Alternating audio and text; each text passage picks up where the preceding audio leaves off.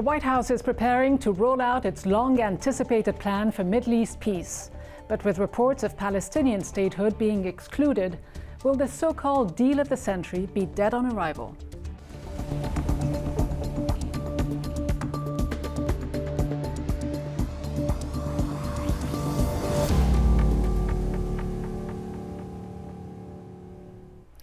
Hello and welcome to Bigger Than Five with me, Rida Fakhri. After working for more than 2 years on a plan for peace between Israelis and Palestinians, US President Donald Trump's son-in-law and White House senior advisor Jared Kushner is set to unveil his long-awaited proposal in the coming weeks. Although the details have not yet been released, Kushner's plan is expected to focus primarily on security for Israel and economic development for Palestinians. Those familiar with it say it will likely enshrine Israel's control over the occupied territories while failing to ensure full Palestinian sovereignty. The newly re-elected Israeli Prime Minister says he will consider the plan, but the leader of the Palestinian Authority has been critical of what he calls the Trump administration's blatant bias towards Israel. As with previous failed attempts to broker peace, one of the thorniest issues remains the status of Jerusalem. What do those who live there think about the prospects for peace? We went to meet people on both sides of a divided city. My name is Ahmed Muna and I'm 28 years old. I work in Salah ad-Din Street at the Educational Bookshop in East Jerusalem. My name is Ella Stahl. I am 26 and I work in a small startup called Gamiti. Jerusalem is my city. Jerusalem is where I feel home. And Jerusalem is the city that I grew up in. So, when you tell me where's home, I normally say it's Jerusalem. Well, Jerusalem's my home. It's always been my home. It's the only city in the world that I know quite well. And I grew up here. This is basically all I know. The Nakba represents, and I guess not only to me, but to many Palestinians, the Nakba is, and to start with, actually, the Nakba means catastrophe in Arabic. And the Nakba is the reminder of every Palestinian of the destruction that the Palestinians went through in 1948. 750,000 people who left their houses and they were made refugees. The Nakba is a reminder that there was 514 villages that were destroyed. 30,000 people lost their lives. Independence Day is a celebration day for me. We do barbecues. That's the main extent of it. It comes right after Memorial Day. So it does have some sad connections, and it does make me think about the people who have, given their lives so that I can live here, fairly peacefully.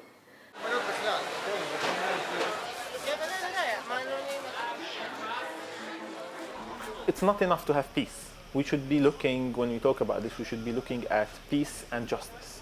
I think there's two things that come together, and peace without justice is not exactly peace. So peace for me is having dignity, having equality, having freedom, having basic rights. I think the peace process has failed many times because it's complicated. There's a lot of emotions involved, there's religion involved, there's history, and every time you bring these complicated emotional things to the table, it doesn't always work out. I think for peace to be achieved, first of all, we have to be serious about it. We are not really on an equal footing. We're not on an equal ground. I think for the Palestinians and the Israelis to actually want to be talking about peace, they need to feel equal at least. And at the moment, I don't think it takes a genius to discover that we're not on equal ground. I think if we had peace, my day-to-day life wouldn't look that different. I'd still be studying, working, living in the same places.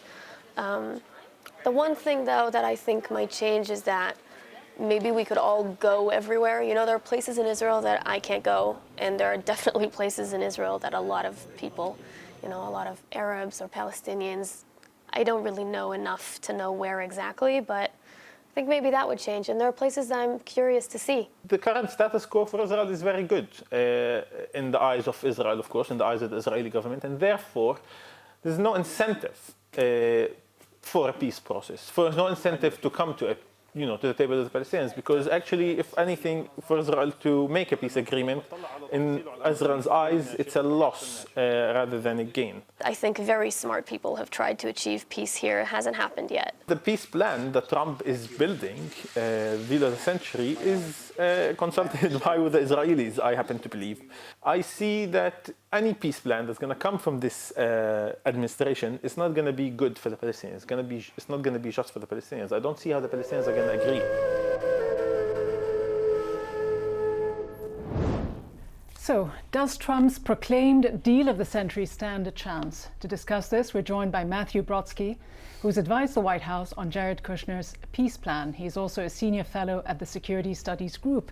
Matthew Brodsky, his father-in-law, no doubt, raised the bar considerably when he said that Kushner would actually end up delivering the deal of the century. Kushner himself is much more low-key. He's been talking about an in-depth operational document. From what you know, what are we likely to get? The world's best deal ever? Or just a very long document?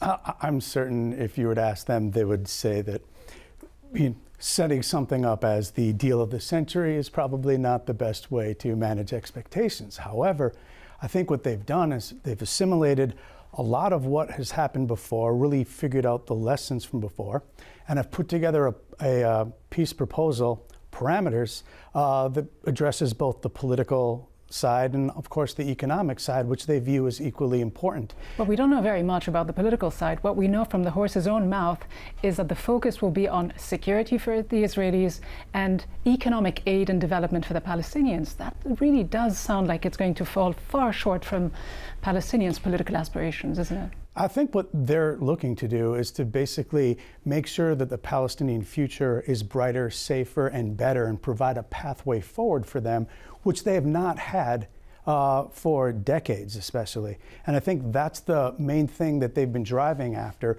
is that solutions are easier to come by if there is hope, and the hope needs to be pretty much manufactured with a plan, a peace plan that's put together, because those who have been saying that the status quo is not sustainable seem to keep saying that we're spinning our wheels in the same manner. And so sure, but isn't that exactly what Jared Kushner intends to do? He is throwing statehood aside. He says, states, the notion of a state means different things to each side. That's what he himself said very specifically, that we decided that we were not going to talk about statehood, so we won't deal with the issue of states. So he is essentially throwing away what every US president in recent memory has been talking about, which is two states for the Palestinians and the Israelis living side by side in peace and security. Since George W. Bush. And if that doesn't exist, what is the key selling point then of this plan? A better future for the Palestinians that would, at that point, essentially be far better than any that are currently within the region. So throwing billions of dollars at the Palestinians and wishing the problem away without looking at the issue of occupation and how to end occupation, or even looking at the issue of settlements, which we know Jared Kushner has a very close relationship with the whole settlement community. He himself, as co-director of his family's foundation, we know between the years 2011-2013, donated tens of thousands of dollars to settlements. So what kind of concessions are we likely to get from the Israelis? See, I think you are focusing perhaps a bit much on the terminology of the statehood aspect, when they've also been quite clear that they are going to be addressing the 5 core issues that are, that are there. And that, of course, is security, that's Jerusalem, that's borders, and more. Okay, so these are all things that are going to be in the plan. That's what they have said. Well, you and I don't know. I imagine you're not privy to the details of the plan, though you've advised Kushner loosely. What do you know of the plan that we don't? First of all, many people have advised them. They've actually done a really good job of seeking out the advice of people who have been practicing in this realm before, specifically during the previous peace processes, and with others. And they've assimilated all of that, and they figured out that if what has been tried now in 3 main efforts that the U.S. has led that culminated in offers for statehood, that if those haven't worked, now is the time to actually try something a little bit different. But are we trying something different? Is he trying something different when, since 1993, since the Oslo Accord, this whole notion of aid and quote-unquote charity, financial aid to Palestinians, it's what's been tried and tested. It hasn't achieved peace. So a lot of people are taking a very skeptical, not to say cynical view of this. Right. I think that we need to give the plan a chance. Obviously, people are very deeply invested in this as an issue. Everyone has an opinion on it. And in this media environment, especially in the United States, where it's fairly toxic, a lot of people tend to root for failure. And I think that's unfortunate. I think perhaps we should wait for the plan to actually come out, so then we know what's in the plan, and then we can look for ways to constructively engage in what's in there. Pro-Israel voices here in Washington are actually urging President Trump to kill this plan before it even sees the light of day. They say it is not in America's best interest, and it would simply embolden Netanyahu. Don't they have a point? I don't think they have a point.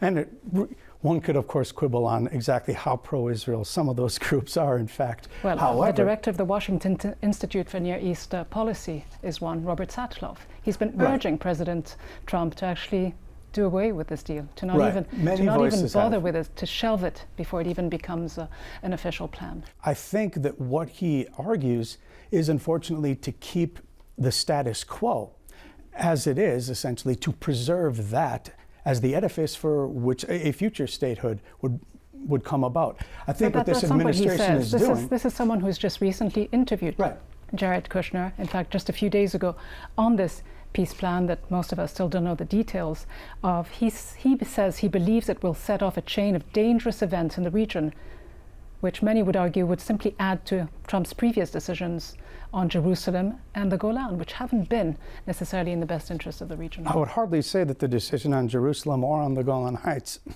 has actually led to a major outcry within the region.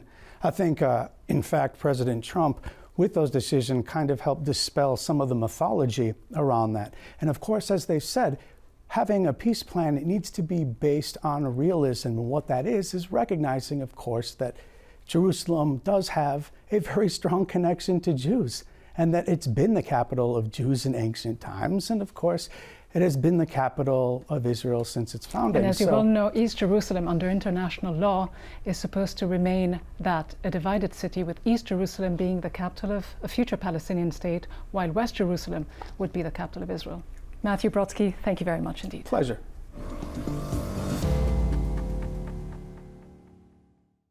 Over the last 3 decades, there have been several attempts to reach a peace agreement between Israelis and Palestinians, but none of them materialized. Aus Haidari takes a look back at some of the key moments in the so-called peace process.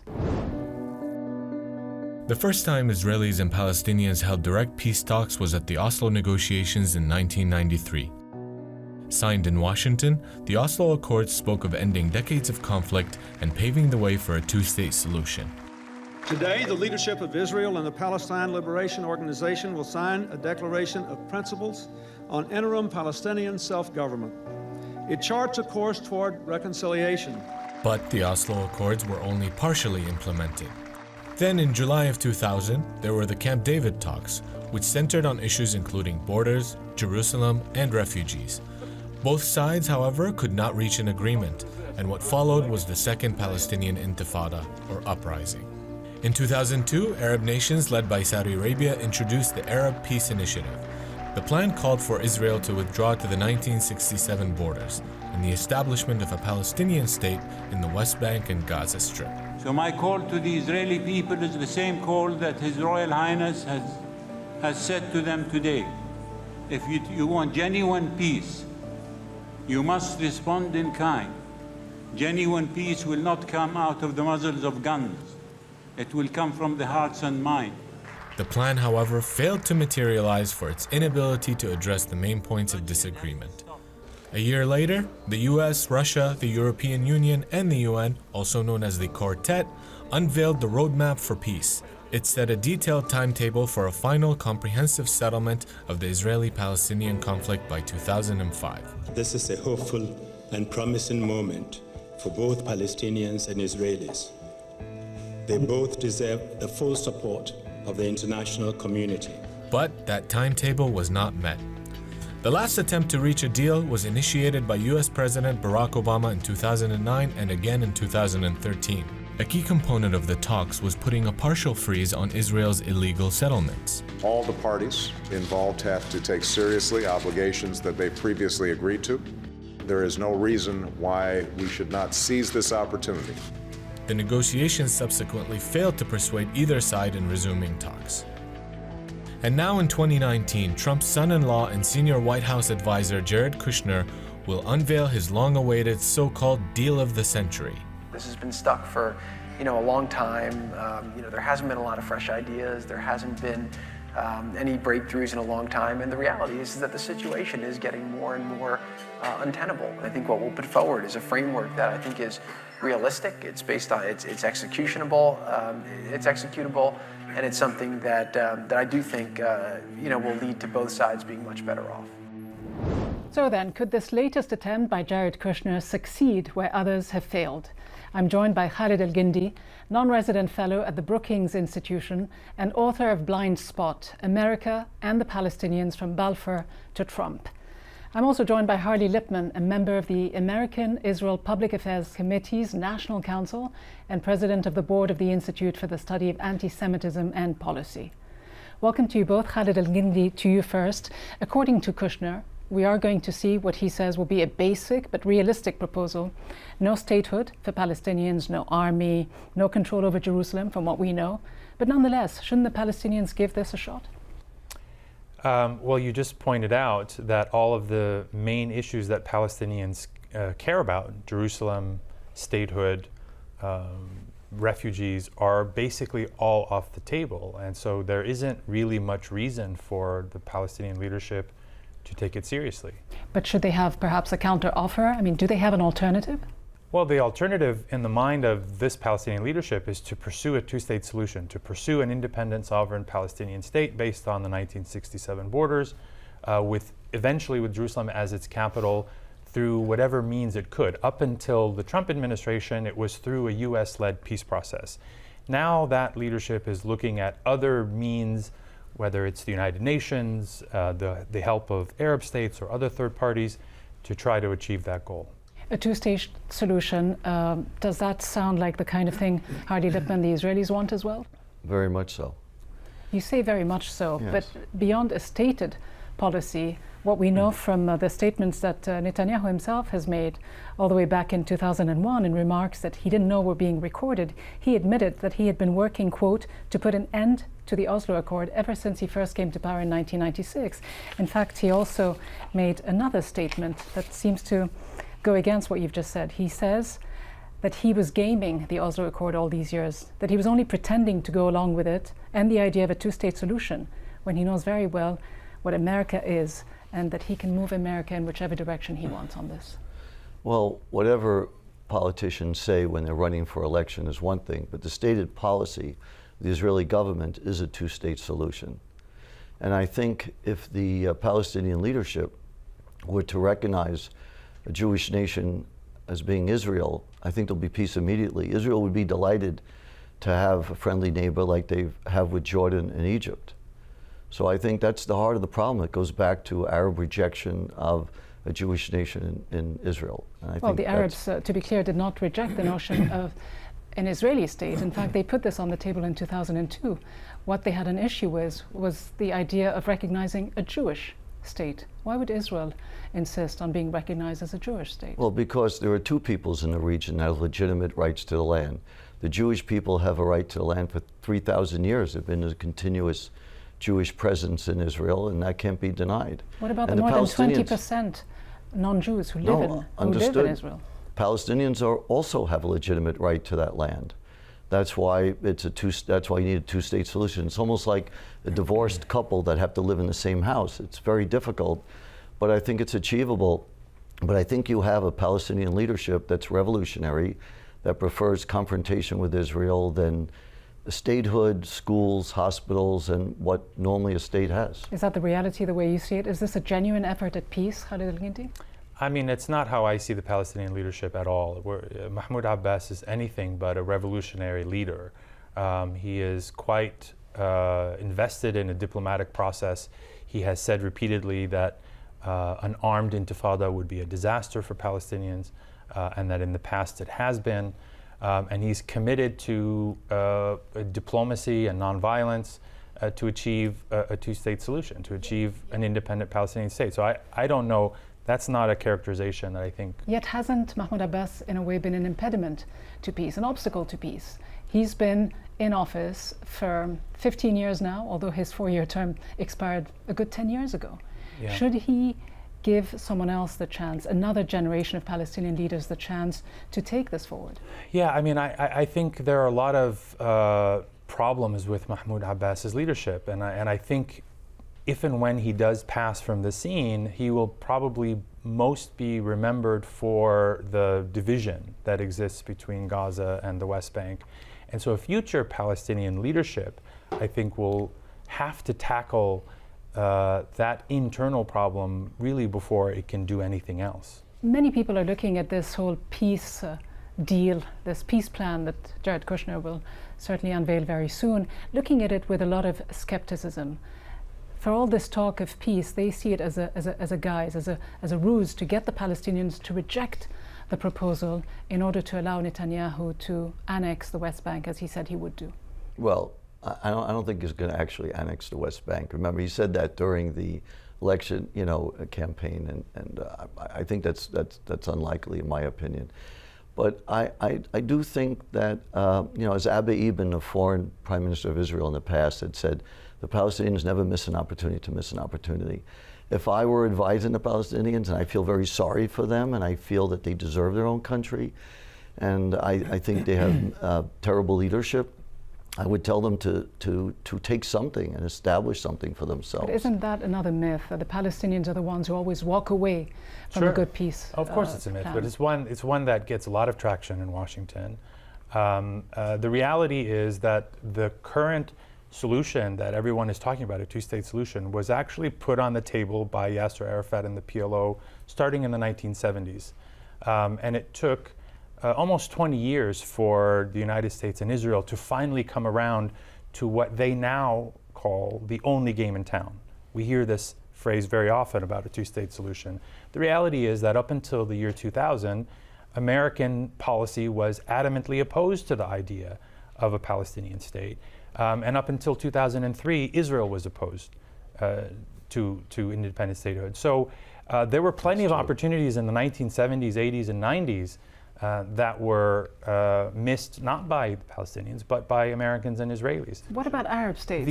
What about their responsibility, their complicity? States like Egypt, like Saudi Arabia, who many would argue have completely sold out on the Palestinian cause. The Arab states have a role to play, for sure, but it's a support role. It's not a leading role. Historically, they've played a supportive role, supporting the Palestinians, giving them some strategic depth, supporting the process. Egypt has very often been an intermediary between Israel and the Palestinians. I don't think the Arab states have sold out the Palestinians. I think the Palestinians sell out themselves.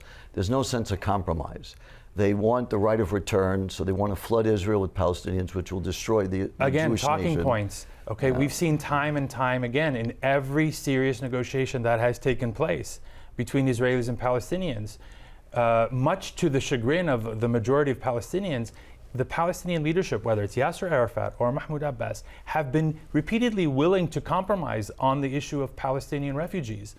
So that's never been an issue. Even if you're right, let me just say this. Let me just ask you what concession the Israeli side is willing to make or has made. Okay, I'll give you a great example. Ehud Olmert was willing to give back not only 100% of the West Bank, but even more land to give Abu Mazen a bigger victory. They rejected it. Talk to me not about what he was willing to do, but about what he did. The Annapolis process, they didn't reject it. Mahmoud Abbas made a counter proposal and had a list of questions that he put to Ehud Olmert that were never answered, to clarify various aspects of his proposal.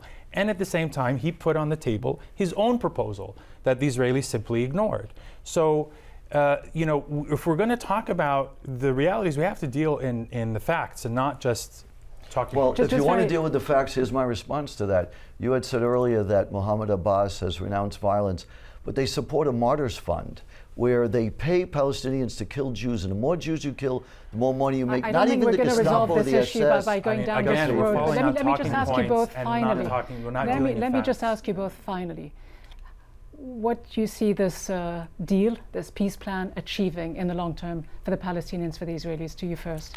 I mean, if this plan is put forward, I think there won't be any real surprises. We don't know the details, but we know the broad outlines. Jerusalem is not on the table. Palestinian sovereignty I disagree with you. We'll see. Jerusalem is on the table. And Palestinian refugees is not on the table. The only things that are really on the table are what size the cantons of Palestinian autonomy will be, and how much economic assistance is supposed to be coming in from Arab states. Hardy Lippman, so there's nothing is this a really deal that new even there. stands a chance? It's a very difficult deal. I think very candidly both sides have problems with it. I don't know if it really addresses the issues. Hardy Lippman, Khalid Al-Gindi, thank you both very much. Thank you. Thanks. Okay.